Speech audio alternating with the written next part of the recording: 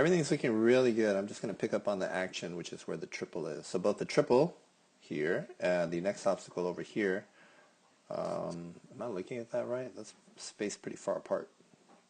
2, 3. Yeah, I guess that is it. Okay. They are extending obstacles. So the dog is going to jump. They're going to take off kind of far away here. You can see the distance involved from the takeoff point. So the dog's going to land about that far. The dog really goes for number 1. I think I would be pretty concerned about this, even with my dog, and I would make sure to turn sooner. Now, how soon do you want to turn?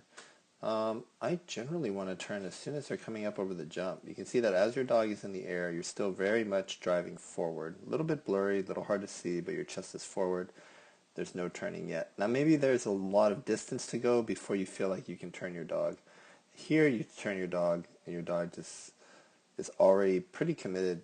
I just can't see the orientation of the jumps here. But let's see, if the takeoff is here, and this is the decision point. Okay, so this is the decision point for the next jump. The dog is the stride before the jump, and this is what you look like. So looking at this here, I do not have any idea that the dog is going to come back to the A-frame. None at all. I'm looking at this and I'm thinking, best case, if the handler's not finishing out, maybe the handler's going to bring the dog out in this direction. And the handler's going to, run around the A-frame. I have no idea you want to bring this dog back. So I think that's definitely the turn that you make, which is right here. Let's just look at you. So again, this is a takeoff. I see all of your side. You're facing forward. Right here, you turn. Now I see your chest. But you can see the dog is already lifting off. So you need to look like this a little bit sooner, like right about here. So I think you just turned a little bit too late. You can use decel to help create the turn. I'm not sure that I would use it in this spot just based on the map. Based on the map, I actually would use it. But based on what I'm looking at from the camera angle, it looks like maybe I wouldn't have. Really hard to say because the camera angle is very deceptive. Yeah, so I think that's all that I can really say about it. Just your regular turning cue, you just turn too late, and then I probably would have used decel based on the map, but not based on real life there. So you can let me know what you think. But otherwise, a really nice run, and then you did have a beautiful opening rear cross. Here at the end, I think there's a little bobble here with the tunnel. Let me see. Yeah, so here we want to not over pull.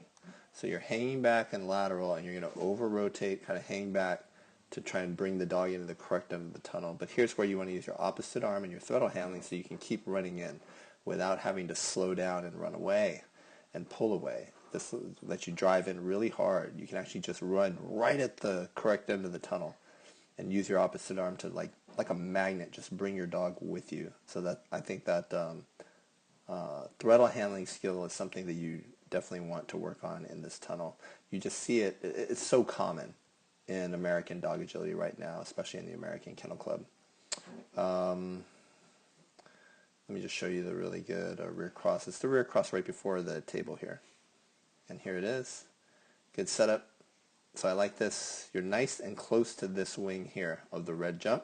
You can reach out and touch it with your hand. You're already leaning on the dog. Oh, sorry, wrong line. You're already leaning into the dog's path even as the dog is headed this way and is not yet taken off. Now the dog is gathering up. And now as the dog comes over, you are directly behind the dog. And then you're cutting behind here. So you can see that the dog does not slice this way. The dog actually knows the turn is coming. And watch the orientation. Watch the line change here. And then lands like this. Right? So this is a huge difference in line. It's basically going from this to this. And so look at that angle change. Really nice. And he gets it all done, a lot of it done prior to the takeoff. So this is a beautifully executed rear cross. And that's the big advantage of coming in right as close as you can to the dog and setting up a rear cross properly. Very nice.